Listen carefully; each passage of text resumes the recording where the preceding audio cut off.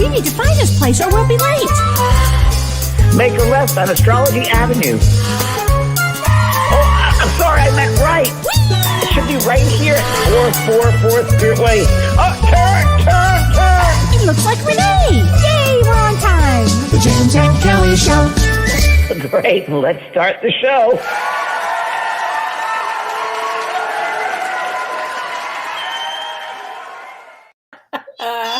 Like a puppet at the end of that. It's like a puppet.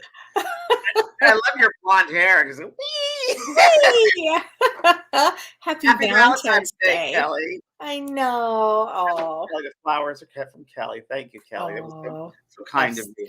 I was thinking about you all day, honey. I hope Thank you had a good day. I did. I went to an acupuncturist. I'm very relaxed.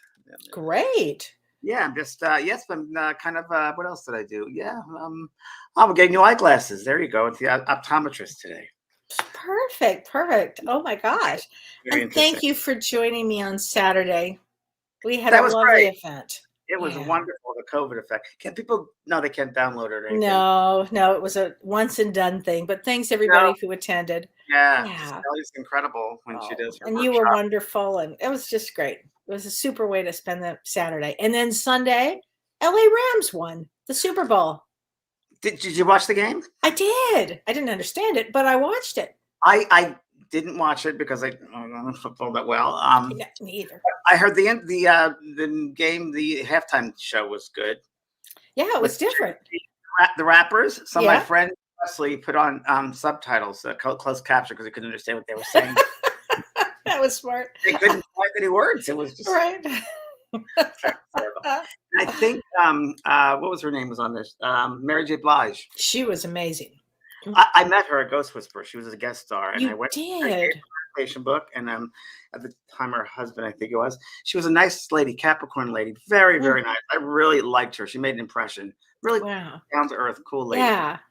Oh gosh. So well, I was driving back tonight after I went out to the eye doctor, and it looked like a full moon, but it isn't a full moon, is it? It's not quite a full moon, but it's going to be because this week is going to be a highly intense week for a couple of big reasons.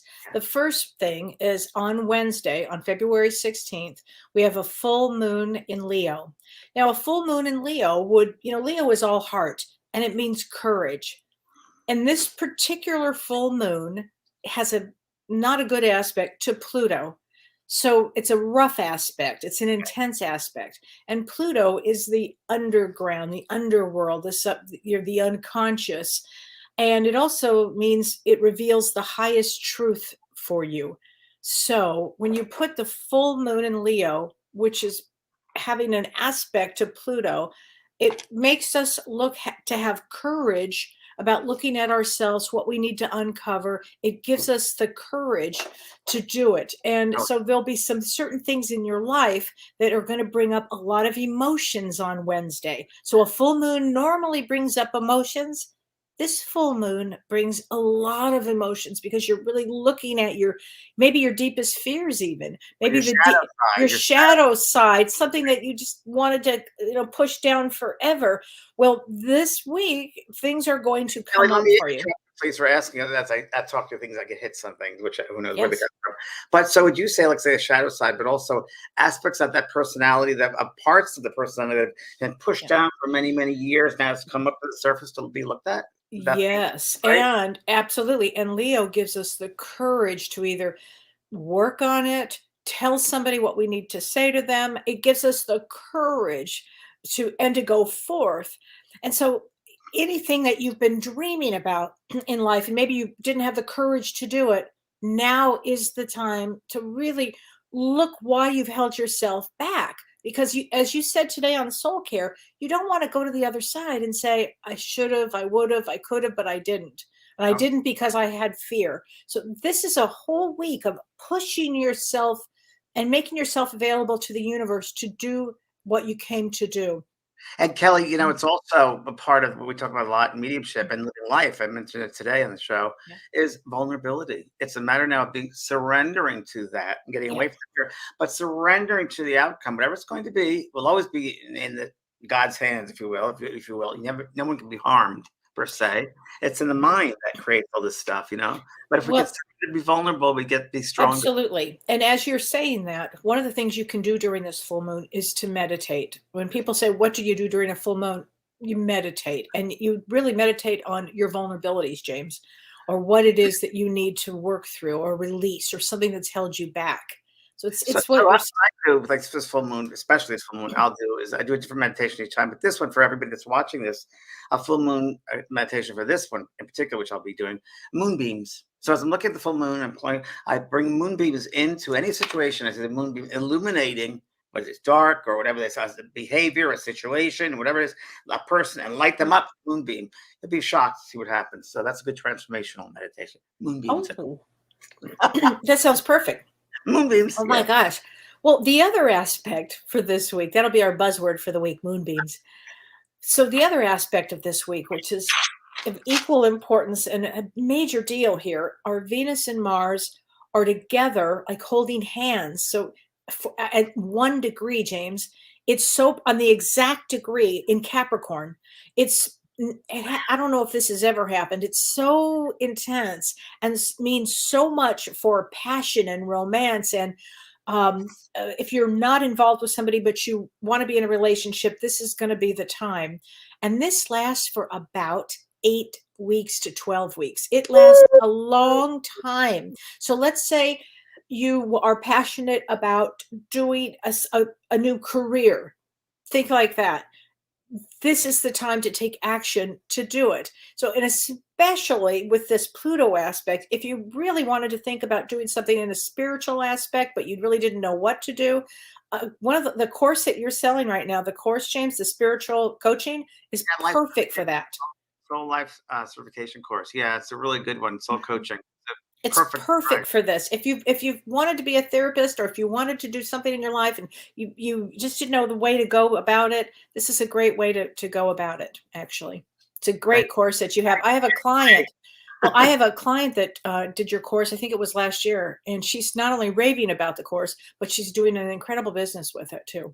Well, it's really what her soul came to do.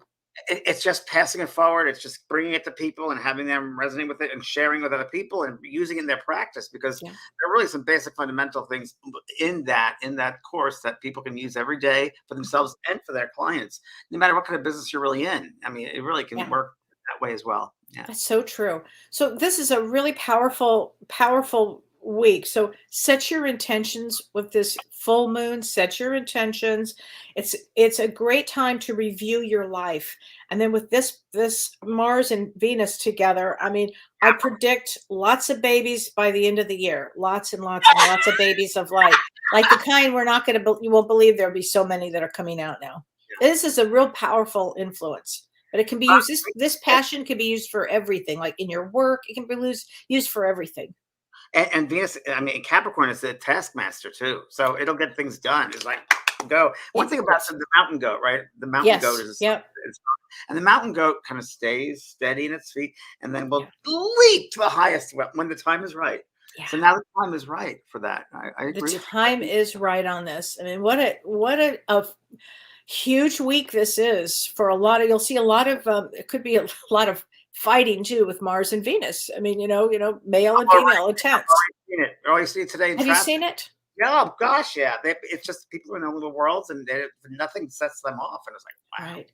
Well, and I know, and in Canada, there's some issues, and with Russia and Ukraine. I mean, this is a very powerfully intense month and powerful week.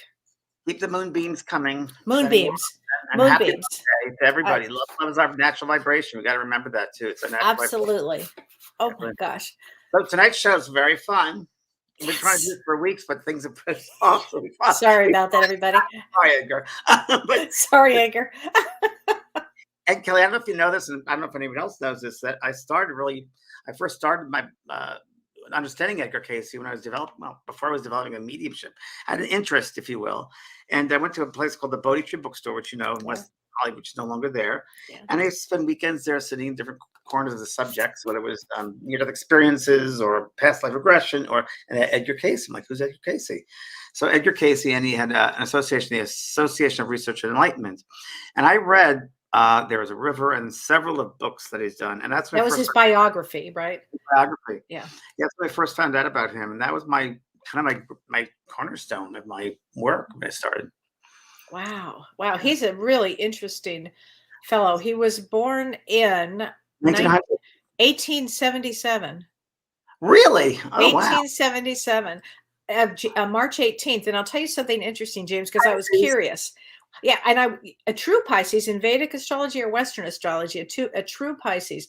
But he was also because I always have to kind of do my work here. He was a five of diamonds, and five of diamonds always relates to angels. Always. Really? And always. If somebody tells me, if I find out there are five of diamonds in the destiny readings that I do, I know that angels are around them and they work with angels. And Edgar Cayce began his work when he first saw, he was about your age, I think, when you saw your first angel. How old were you? About 6? Oh, yeah, about that. Yeah, 6 or 7. Yeah. He saw a woman that came to him as an angel, and she started talking to him. And he did tell his family, and they were pretty good about it. And he grew up, in like right. He was a minister. He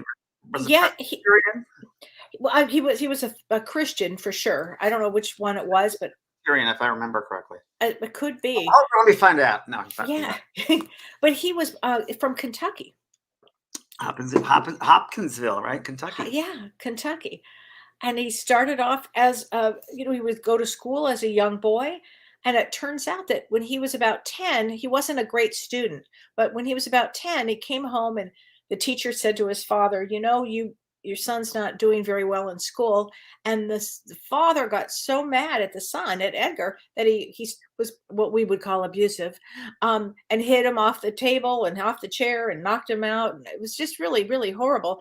And when he was after he'd been hurt by his father, he actually, a woman came to him, the same angel that he had seen when he was young. And she said, "Don't worry.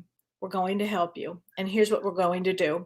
You just go to sleep on top of your schoolwork and all the books, and we will give you all the information."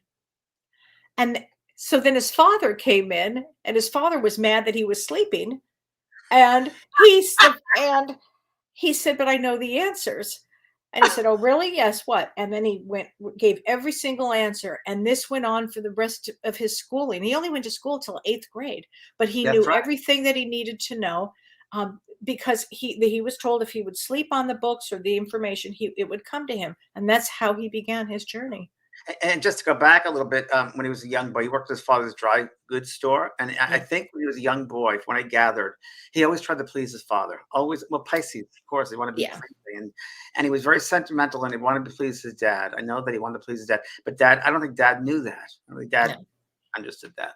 No, I don't think so. He was also a photographer. He took up photography for a while. When he was about 20, he became a photographer. Yeah. And that's how he was making his living. Yeah. And do you know why? He said, because I didn't have to speak, so he could see. Because one of the things that happened to him right before then. I was just imagine. Go ahead. No, you tell. You go ahead. You tell. The laryngitis, right? Well, he had laryngitis, right. And so he went into a trance state, basically, or not a. What would you call that kind of a state? An altered state of consciousness. Altered state, and he actually told his parents, I think, or who were taking care of him at the time, how to heal himself in a trance state. That's right. I've heard that. Yes. I mean, I read about that years ago. And he didn't speak, by the way, for 8 months. That's right. He lost his voice. Correct. Correct. It's so Piscean, though, isn't it? Well, and it's also so, as a medium, what happens so often to people, they often take, some weird, circuitous route to get to become a medium. It's the damnedest thing ever. It's very true. I mean, I understand that one. I know Me that. too. I read this about Cayce also just today, which I was looking at, but I didn't know this before.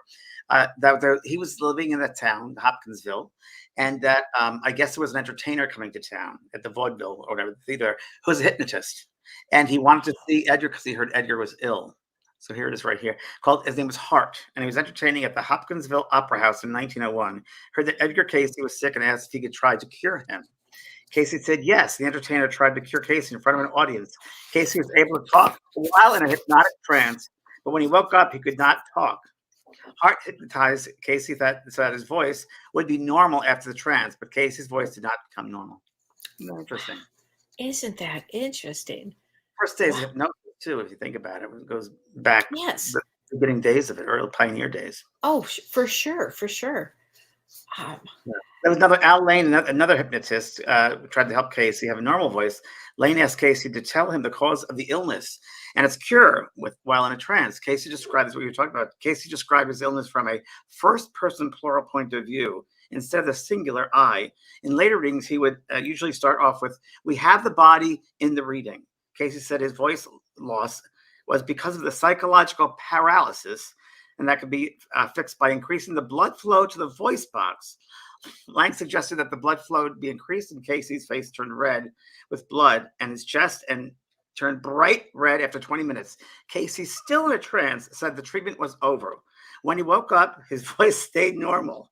He would get sick again, but it was cured by Lang in the same way, and later he was cured perfectly. Wild. That's amazing. Really amazing. I mean, his abilities were just staggering. Staggering. Yeah, really. It's amazing to me. Wow. Yeah, he. I'm going to read this too about his fame. He grew up in his fame grew as he grew up. He asked for people to give him money to support himself and his family. So that I remember this from a biography when I read, so that he could work full time. He continued to work in a trance state with the hypnotist all his life. His wife and oldest son later replaced Lane in this role. A secretary who's God bless Gladys Davis took notes. Many believe that Cayce had an affair with Miss Davis. I didn't hear that before later in his life. But a medical examination conducted after Cayce's death to treat Davis's uterine cancer allegedly showed that she was still a virgin at the time. Interesting. Fun fact. And in 1929, he created the Cayce Hospital, created Virginia Beach. I think he started that with, wasn't it for asthma and polio or something? And well, it was to help with homeopathic remedies, because he was getting into homeopathic remedies, and all these people in all these towns had no place to go for homeopathy. And so he actually opened up a hospital with 2 investors, and it was apparently running really well for 2 years. And then after 2 years, the investors couldn't afford to keep it anymore. And so he had to stop, and he was very sad about that. But that's when he moved into his readings. Yeah, and I got to read something on this because it's pretty amazing here. He became famous in the United States in 1943 because an article in the Coronet magazine increased his readings to 8 times a day. Now, this is for all the mediums out there, people doing readings for people and healings. To try to keep up this caused problems with his health. To try to keep 8 a day, because that's going to that trance state, that altered state, takes a lot of exhaustion in the physical body. You have problems. The trance reading caused problems with Cayce's health, which was easily seen. On the times when he could not give a clear reading, he said it was because he was working under too great a pressure. In these cases, he always gave the money back to the person he was giving a reading to. And he predicted his own death 4 days before he died. Yeah. In January 3rd, 1945. Yeah. Wow. And he did over 14,000 readings. 14,000. Yes. It's amazing. Gladys wrote them all down. Have you ever been to ARE down in Virginia Beach? No, I haven't, but I know you have. So tell everybody all about it. It's it's a pretty amazing story, actually. Now that back at it's pretty incredible. It's one of those stories of your life. You're like, wow, that's a pivotal moment. I was invited down there by the committee there, Association of Research Enlightenment in Virginia Beach, which I'd never been to, and it was a hard place to get to. I remember 2 or 3 planes I had to take. This is many years ago, probably close to 20 years, 17 years, I think. Kind of time's not good. And so I got there late, I think on a Friday or something, and the event I was doing a benefit for the ARE because I believed in Cayce, because that's the first person and by the way, let me go back and say, when I was living in Los Angeles and going to the bookstore, they had what they called ARE, Association of Research Enlightenment study groups. So I belonged to I formed a study group in Hollywood when I first moved there about the readings for Edgar Cayce. That's when I first started. So you were really called towards him. There was something resonated really strongly with me with him. I just felt this connection. So then I went down to Virginia Beach and I got to the Days Inn something motel. And one of those where you open the door, it's mildew because of the beach is right there. Virgos, you don't care for that. So I slept outside. No, I didn't sleep outside. So the next day I did the event. We had over 500 people, and it was a small room, but capacity size. And throughout they were very nice people. But I was always thinking to myself, why didn't his grandson, I think his name is Cayce, come in and thank me? Because it was really just kind of to benefit the association. I was just thinking of that. Of course, it's much bigger than that. But it kind of upset me because, integrity and that sort of thing. So I went to bed that night. Sunday morning, I had to get up at 5 o'clock for the airport. So they're going to drive me to the airport, and you do 3 planes back. So I remember probably it was like, and I never sleep well before a trip. I just don't. But I think it was like 4:30ish, I guess, or 4:45. And I'm coming awake, and I'm aware of this being at the end of the bed, standing there at the end of the bed. And it was Edgar Cayce. I knew it was Edgar Cayce. He had long arms, and a white coat, doctor's coat, and he was carrying another coat. I'm like, "You're Edgar Cayce," and he said, "Yes." And he said, "I want to thank you." It was all telepathic. Right. "I want to thank you for coming down here and benefiting my association, Dr. Van Praagh." I said, "I'm not a doctor." He comes to the side of the bed and he hands me a coat. He goes, "Yes, you are. You've healed many hearts." Oh my gosh. He said, "By the way, you have Wow. arthritis in your left knee. Please refer to treatment number." And he gave me the number of the reading. And Wow. I gave it to the lady who was driving me to the airport. And a week later, sure enough, she sent me the remedy, and I got it, and I tried it. It was fine. It worked.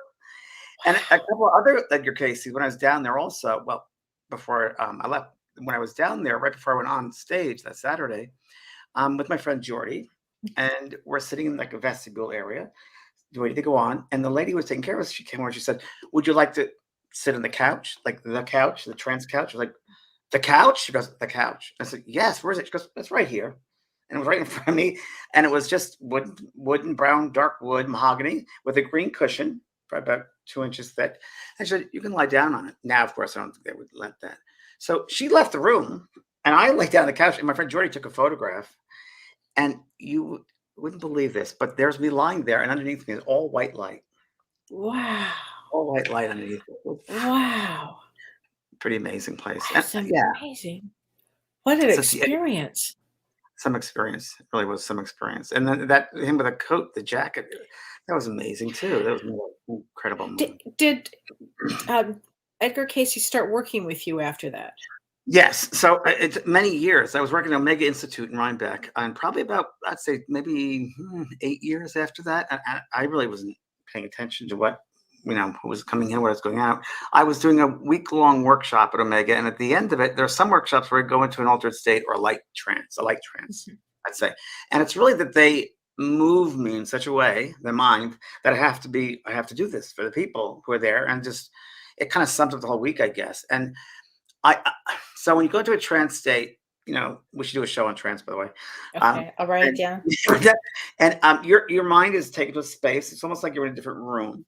And the more vulnerable, the more open you are, the more you can receive. And I just put myself as an open, just open me up here. And I just, they came through me, and I've had Zulu warriors come through. I've had more people. I've had, angels, highly spiritual guides. I've had beings that do not have physical traits like we would know them. And remember, they were working on people's energy systems, energy centers, if you will.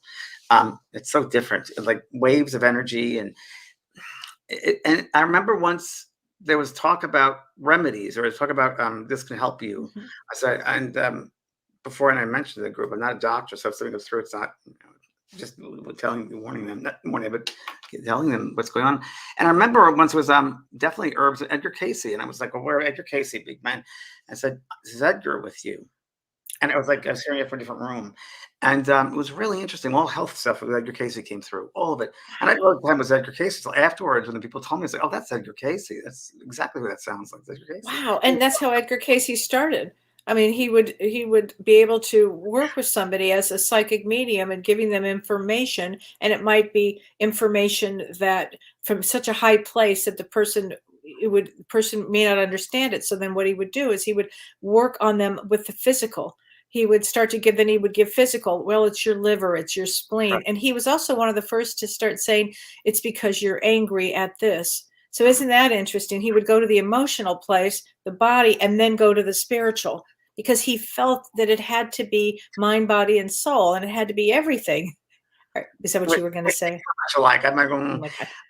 mind-body connection. He was the very Yes. first one. That the thoughts that you Right. have, he would often say the conditions of the mind the conditions of the mind, which is so important because that's where everything starts. And it ends up at the physical. The last place it ends up is the physical body. So the physical body is a representation of all your thoughts. And that's Right. really what we want to get across.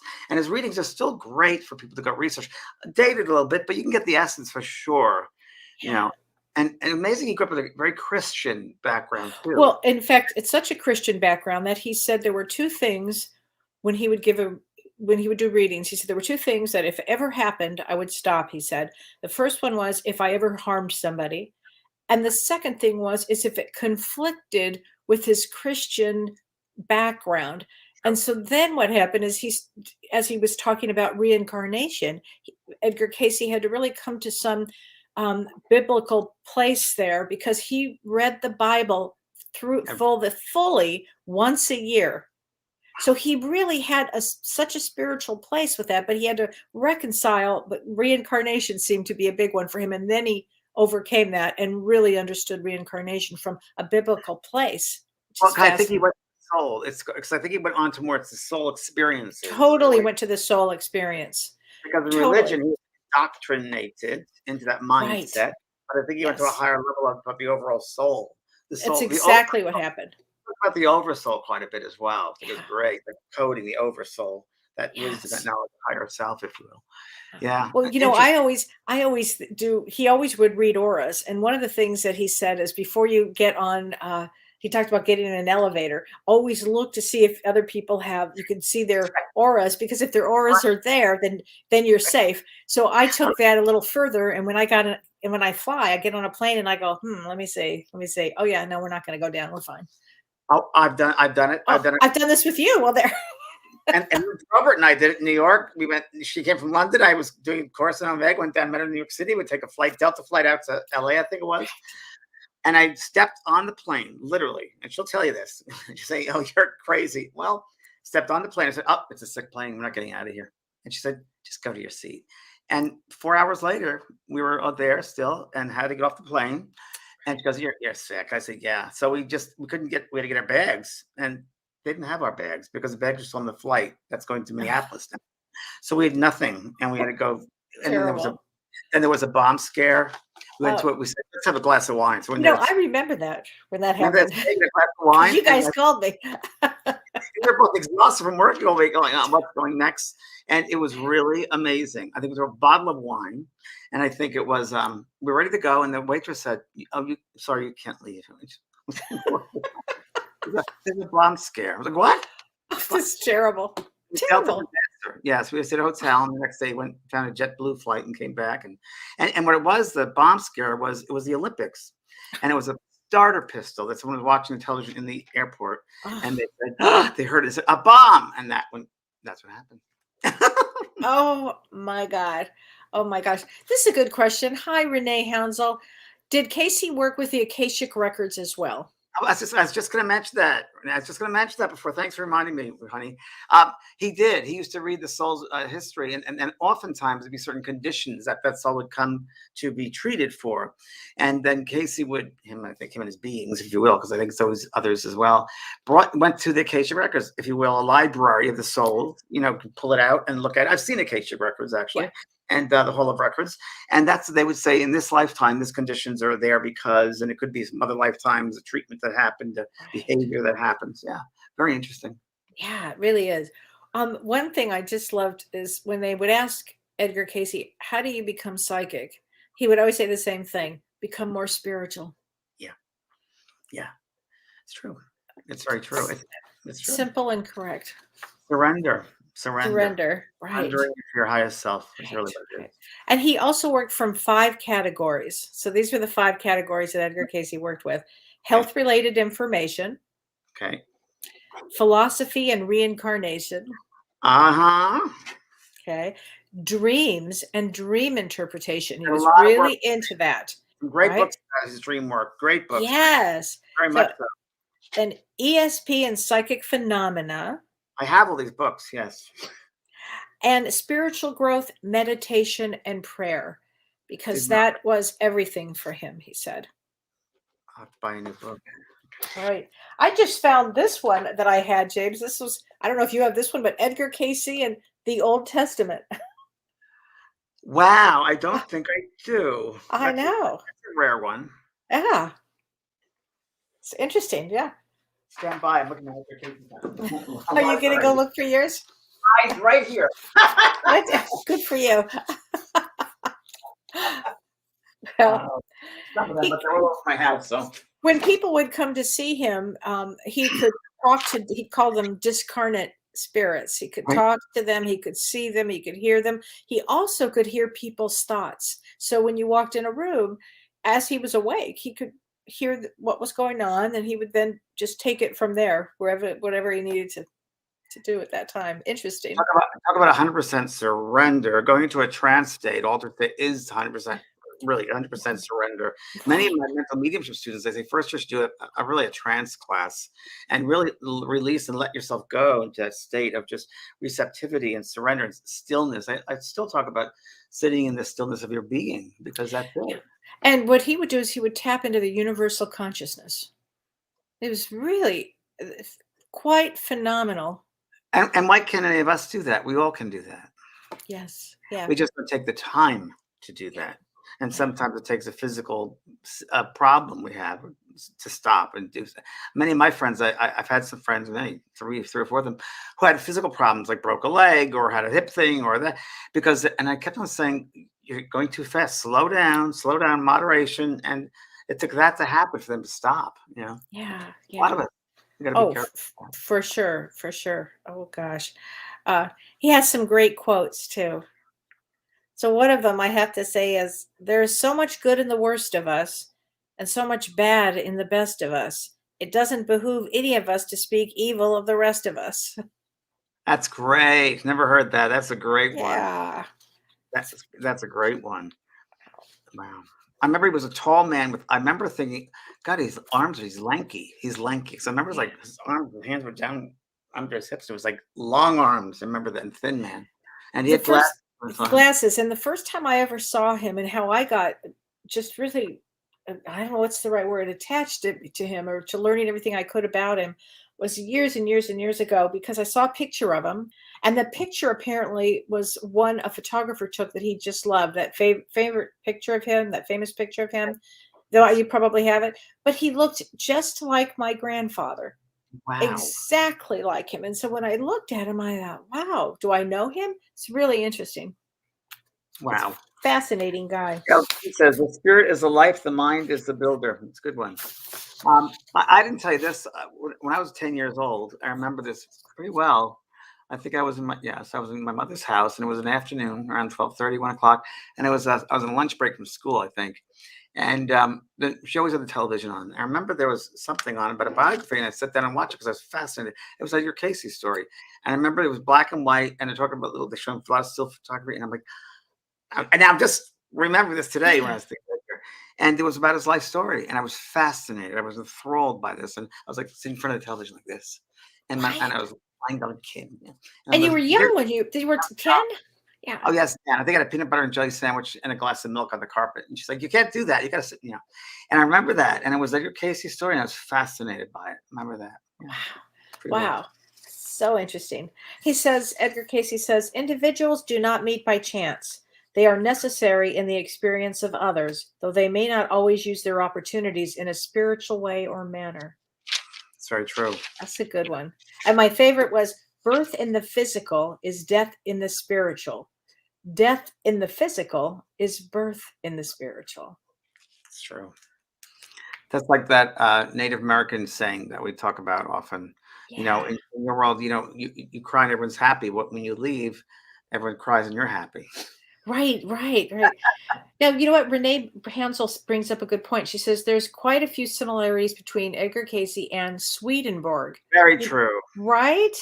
Very much so. I wonder if you will. And there's a great one, Renee. I think you know about this. The young man who has beautiful eyes. He's like these gorgeous green blue eyes. And he talks a lot about Swedenborg. So if you go on YouTube, you can see him. You'll see his eyes. And he really knows so much about Swedenborg. And I have some of the books, but that's very, very similar. You're right. Very much the same mindset. Right. Good point. Good point on that. Wow. Let's see.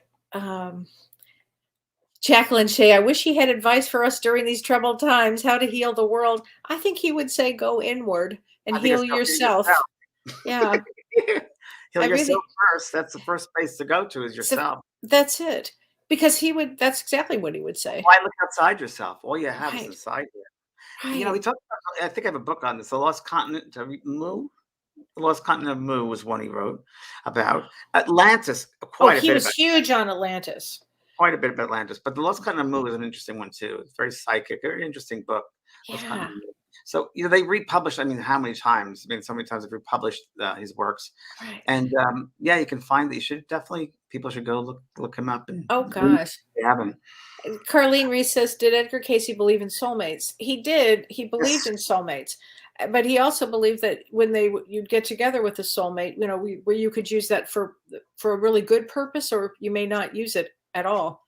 It's interesting. Right. We believe we have choices, that we all Mhm. have choices to make. And the more you're in tune with your soul self, Yeah. the easier the choice would be, which I talk about all the time. I mean, that's exactly what it is. You talk about that. Whether you're resonating as truth within yourself, you'll be able to make the right choices. And Yeah. it's also, like we say, going into your heart, not your head, being right in the heart, being real. You know, love is real. Yeah. So Yeah. it makes a lot of sense. It does. It does. I loved his dream work, James. He did so much on dreams and dream interpretation because he Right. felt that dreams were so healing and that you would do a lot of work in your dreams and you'd get a lot of answers in your dreams. And That's when I first started doing dream work. When I read his book on dreams back in the 80s, when I used to go to the Bodhi Tree bookstore and I bought a book of the dreams, and I was visualizing my dreams. I'd write it down before I go to sleep. Yeah, dream right. work, prophecy in the dreams, symbols in the dreams. Yeah, it's quite amazing. Yeah. Yeah. Now he did a lot of prophecy things too, didn't he? He did a lot of Yeah. prophecies, a lot of several books on it. And also, I don't know why I'm saying this to you, but you know, when we get together, things happen. Right. I wouldn't be a bit surprised if he was in the soul group of Nostradamus. What do you think? I Yeah. wouldn't be surprised if they're in the same, you know. It wouldn't surprise me either, actually. Yeah, yeah. Interesting that you would say that. Yeah. I know, it's weird. One of the things that he prophesied about was that these young children would be born, these young souls, old souls would be born as engineers and scientists, and that they would change the world in our right now as we're going into the space. And if you think about it, all of these interesting young kids that are doing things that none of us can probably even understand at a certain age anyway. Well, when he died in the 40s, so really, I mean, I'm a child of the 60s as you are, and Yeah. with the technology in our lifetime alone, I mean, Right. pay phone booths to cell phones. I mean, just the beginning of it, and there's so many things. It's crazy. Right. Oh, here's a question for you, James, and not to change the subject, but James, this is from Bonnie. For the life coach certification program, do you have to be involved in the lives or can you watch the recordings? I do not have a camera on my computer, but I would like to take the course. Oh, that's okay, Bonnie. So Wednesday is our first live call. So you can go on live calls. You don't have to show your face. You just check in. I'm, you know, you'd be seen or not. And no, it's just for you. It's for you to. I'm not going to steer you, and you can do it yourself. It's for you. But I do videos you watch. You know, to interact with them, and you can do as much as you want. I suggest, you know, go through the lessons 1, 2, 3, but then go back because you always get something else out of the lesson you've already done because you're in a different space. But no, it's very. I made it very safe and easy to, because I think it's good for you to do it quietly in your own space to take it all in, and you know, you'll get it. Your soul will know exactly what's right for you. But no, you don't have to interact if you don't want to, honey. Not that I don't want to see you, Bonnie, but you don't have to. So Thank you. Beth Golomsky has a question. She says, what is a trance state and how is that different? Good question, Beth. Okay, so there are different levels of consciousness, as we know. There are different levels. Kellee, what are they? Well, there's Theta, theta. Yeah. alpha. They got a whole bunch of them, Mhm. and then within them, it's like, let's say that's a band, right?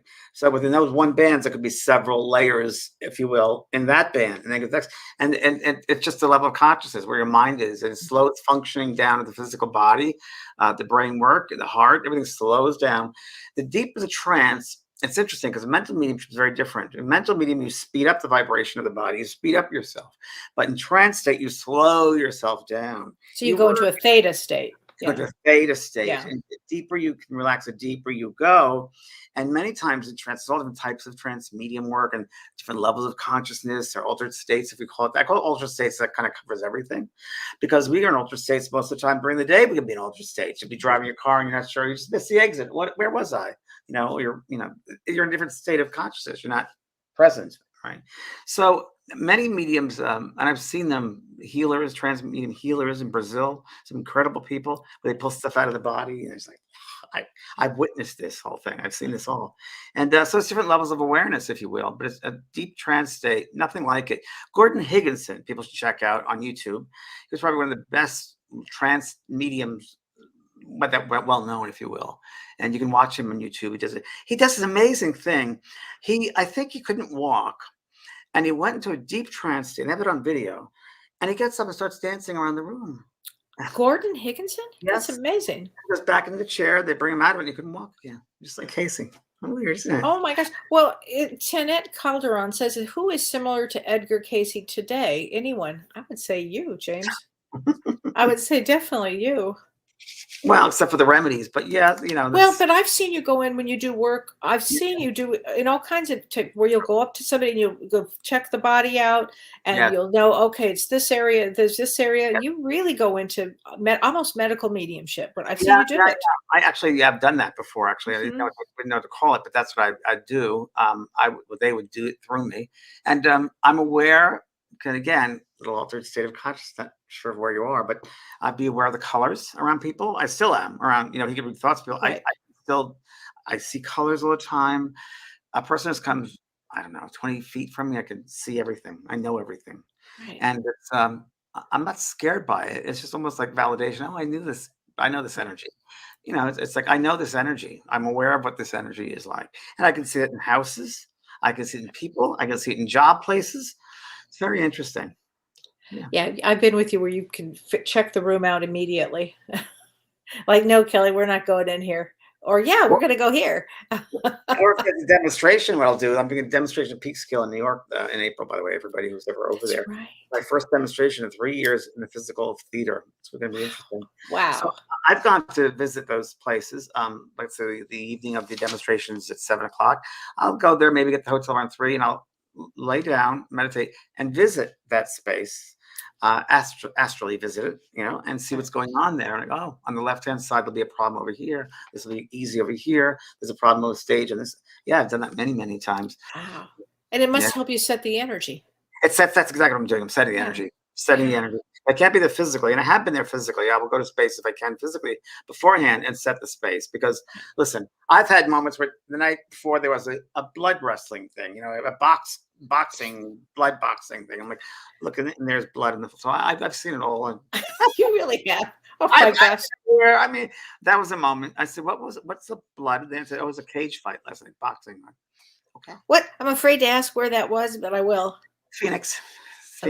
And it was theater in the round. So it was theater in the round. And that must have been some round. Well, I ran out on the stage and I started dancing a little bit, and then the theater moved. They didn't tell me the stage moves. So the stage moves. James. Moving. You're like, what the heck? You're a good sport. And I look up, there's a big jumbotron chain TV right there. I'm like, is that my butt? And then I just fell down. So Carlene Reese asks, can you explain what a soul group is?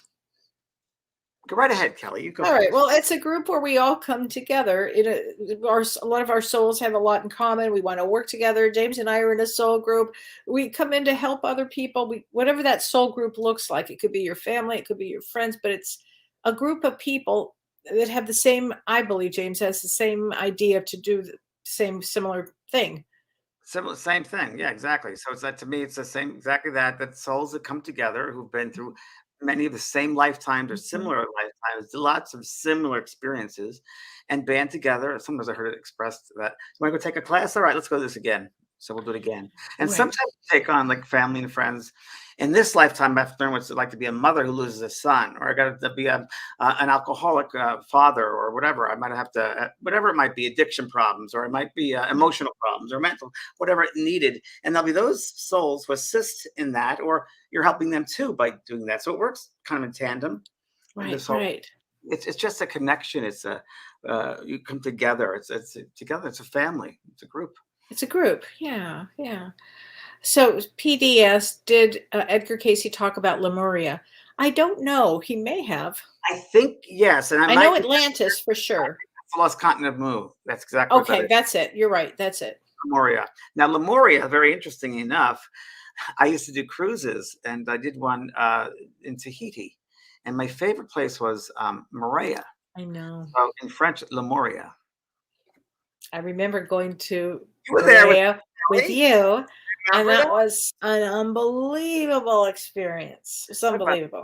energy, the balance, Oh, balance. and I think that was my favorite Tahitian island too. I Yeah. definitely relate to that. It was so peaceful and tranquil. Oh my God. It Nothing like sure the other islands. There was nothing like that. That was like a time of our life because we had a small ship. Remember, 200 people, and he took over this whole ship and just did workshops on it. It was just. It was really a special time. Yeah.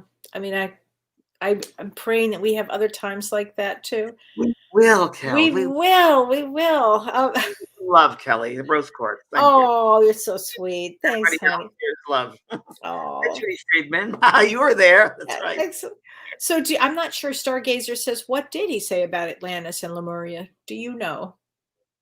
Well, at one point, I forget something about Lemuria, but civilizations, past civilizations, and what they had to deal with as far as what would destroy them, and what did destroy them. He talked about that with Atlantis and artists and industrials and inventions, and I think one of them was greed, a lot of greed, ego.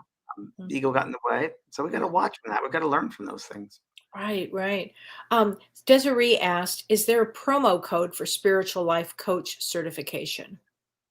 No, just go for it. I've lowered I can't go any more discount wise because I'm gonna have to pay people to put it up there on the website. Now it's pretty low. It's a discount already. So no, you're fine. But Wednesday, it's the first live call. And that's tomorrow. Oh no, Wednesday. No, in 2 days, Wednesday. Right. On that full moon.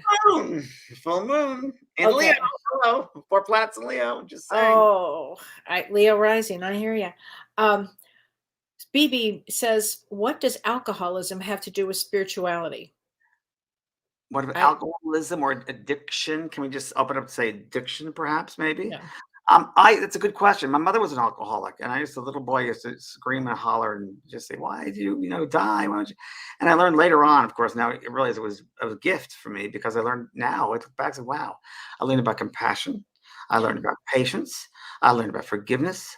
I've learned how substance abuse can destroy. I've learned, so many things. She's very.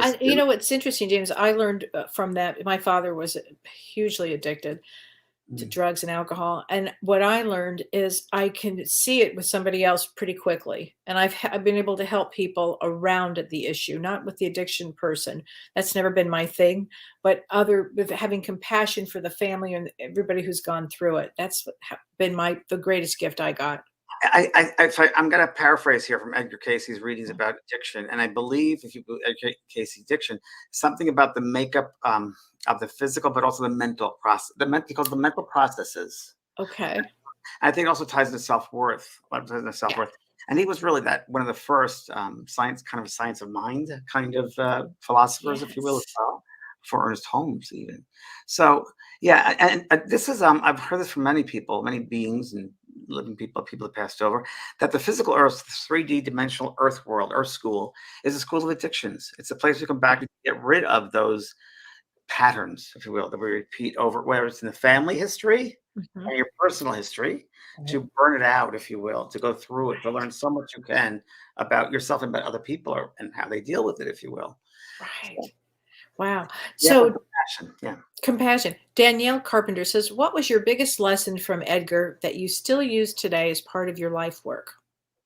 Are you asking me? Or she's asking. What would you say? Spiritual. I was going to say the same thing. Spiritual. Putting your mind in spiritual. Like reach up and expand and just keep on going the highest you can. Spiritual. Being spiritual. Yeah. Absolutely. Got me on my path. I'm in Shirley MacLaine. Got me right on there. That's true, right? It's very true. And I was able to thank Shirley in person and then bought her condo, which I lost money on. Don't ask. It was a moment. I don't know. I had the best sleep I could possibly have at her house in Santa Fe. And it was the best sleep. And I was like, this is so beautiful and quiet. She was selling this condo. And it's like, okay, maybe I'll get it. What made that the best sleep? I don't know. Because I never had a sleep like that ever again. And that was in Santa Fe. Santa Fe, yeah. So do you think it was the energy? Do you think the energy of the land? I think it was the energy of the land for sure. I really did. It was very clean, very pure. I remember that. And it was election night, by the way. This was election night. And I think it was George Bush the first, I think was. And I told her George is gonna win. She goes, no. I said, yeah, he's gonna win. She goes, no, my Bible codes. She goes, let me get on the phone with whoever the Democrat was. Right.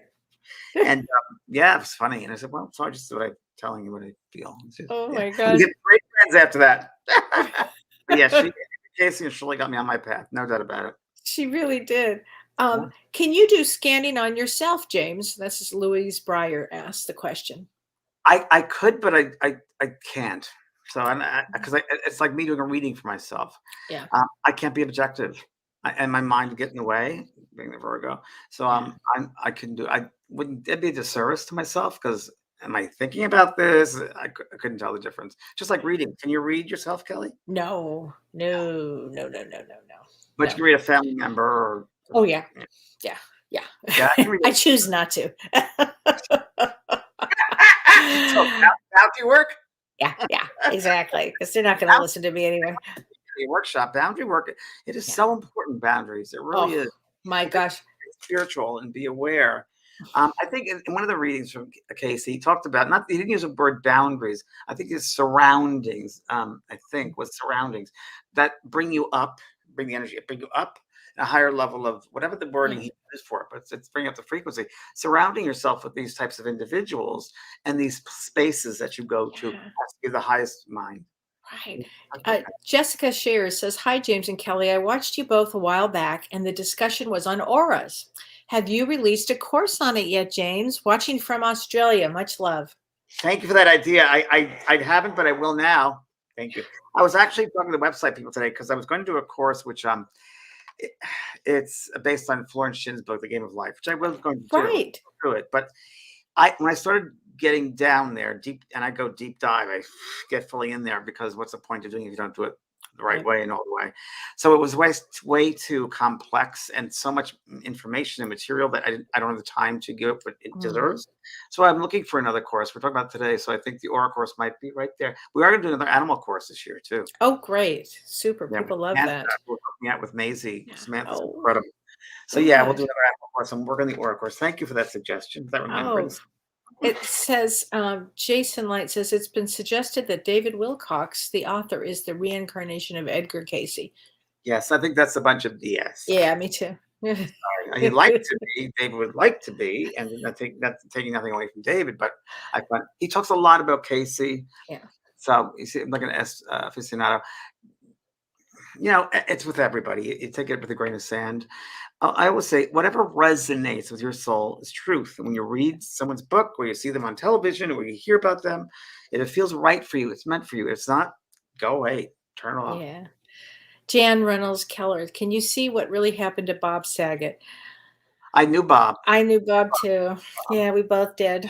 Apparently he looks like he had a really bad brain trauma. Yeah, and I'll tell you the thing about brain traumas, James. I know it was the bathtub, Kelly. You think it was a bathtub? I think it was taking a shower at a hotel. I said that to myself this morning. I bet he fell in the back and hit the back of his head. Yeah.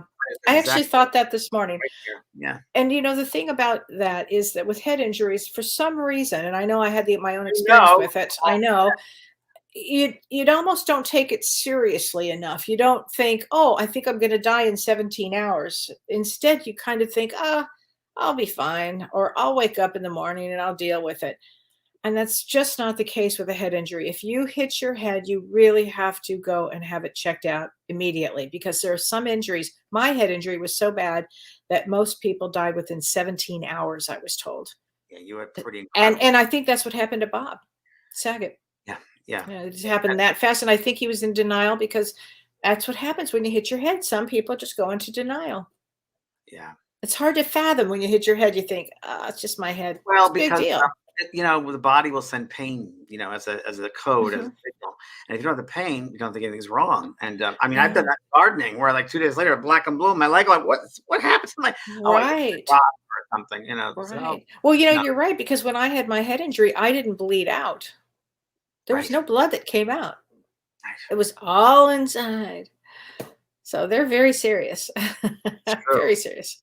I think Uh, Selma said, I think he slipped in the shower bathroom. Yes, hit his head on the mobile sink. mm, Everything is marble in the Ritz bathroom. Yeah, I think from my experience with him, I know your experience is with Bob, but I did politically incorrect with him a couple of times, and I did yeah. a couple other shows. And in the green room, we were together, and I look back so long ago. He was really always nice, always a gentleman. Very nice. What I was always amazed every time I saw him is how tall he was. Very well. Look at me. I mean, I was like, huh? Me too. But he was like six Tim, foot how you five or doing? something. It was huge. It was Yeah, just he a was nice man. a kind man. He was a kind man. Not outrageous, just kind, down to earth guy. Yeah. Audrey You says didn't forget where he came from. it's what yeah, that's so true. That is so true. Didn't forget where he came from. Mhm. Gloria Rhodes, how does a person know if their calling or purposes are for reading or if they're born as a medium? Well, it depends. I mean, sometimes I think you're meaning as a psychic or as a medium. I mean, all mediums are psychic, and not all psychics are mediums. Very, very true. And that's the only answer I'm going to give out is that what Edgar Cayce said was spirituality. So what I suggest to a lot of people in my school and everyday people, first of all, sit in the quiet, get to know your soul. It's soul work you're talking about. It's not head work. It's soul work. So how can you do soul work if you don't know what your soul is or who you are, right? Right. Otherwise, you're thinking about it, which you can't do when you're doing these types of readings or healings. So you first have to have that relationship with your soul self, and that comes with a lot of Case would call it contemplation. He would call it contemplation. So meditation, contemplation. He would say sit in contemplation, which is meditation, whatever word you want to use. But it really would be sitting in that quiet, the stillness. Because when you do quiet the mind, you really begin to open up, and it's like it really is like the layers of an onion. Just every time you sit, I used to sit 20 minutes a day for a week Right. when I was first developing, and I do it now. I'll sit down in quiet myself in a closet and confined, can't hear any noises, and just all you're doing is sitting with yourself. You become aware of the soul, the layers, the energy around you. It's incredible, and that's how you know what's right for you. Right. It's the only And way. that's the only way. And this is No psychic can tell you. You got to do it yourself. exactly. And this week is the perfect time to do that inward work, to go in and really start to feel yourself. What are you about? What is going on inside of you? This is such a good You said that life coach that's on right now, and that Wednesday's the first call. You said this was a perfect time. perfect time Before for we get on. that. Yeah, no, it's really the perfect time for that. If you want to take this class, this is an amazing time. If you're drawn to this, it would be a great class because it does help you in all areas of your life. Here's a good question from Samuel Thomas. I would love to know, is there a difference between oracle and a channel medium? There doesn't seem to be much clarity from my research. I would love to hear your thoughts. Okay.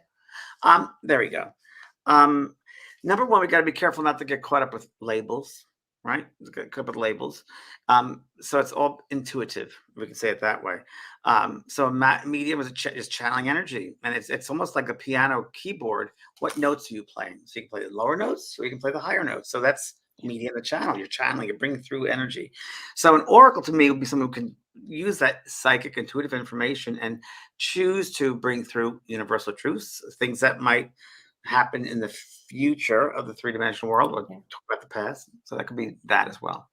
Does that describe it more? It does. It's perfect. And don't forget this Friday you're doing an evening of psychic readings. You're right. Thanks for reminding. Kelly reminded me that before, and I was like, "Am I? I forgot." I know you're busy this Friday. Psychic readings for people, and it'll be a fast. Last time I did about 25, 30. It was like, Wow. and it's funny because I say to people, it's just it's for everyone that joins a group. It's not just for one person. One person will get answered, but usually the spirit world work with the general in terms that everybody can apply it to their own life in some way. And you've seen me do it before. Oh, for sure. And they couch it that way, so everybody can relate to it who goes to that space. It's interesting Right. how the spirit world holds a space for the two different nights, the mediumship and the psychics. It's a different set of guides who work with me for the psychic readings. Very different set of guides that work with me with the mediumship. It's really interesting. And when you do the psychic, you would need to hear the person's voice. I want to hear the voice that helps me tune right in. And sometimes I have a piece of paper that a pad, I'll just tune into it centers me, grounds me, and get right very fast. So quick. And a lot of times the humans can't keep up with it. But it's great. I've seen you do it. It's so much fun. Such a great night. And people really get a lot of information. Yeah, they do. So it's February. Yes, it's Friday. So please join me. So what a week to do this, James. You're going to have a busy week. Valentine's Day today. I mean, we're starting Valentine's Day. It's unbelievable. Get ready for that full moon on Wednesday and for Venus and Mars to take off. So it's quite a week. Moonbeams. That's it. And thank you, James. And thank you, Edgar Cayce. Thanks, Edgar. Appreciate it. Thanks, Renee. Thanks, Renee. See you next week, everybody. You've been listening to Both Sides Now and Beyond, featuring spiritual medium and master teacher James Van Praagh and spiritual medium and psychotherapist Kellee White. That was great. Maybe we changed some lives. And maybe opened up some minds. Which way do I turn? Right. I mean left. The James and Kellee Show.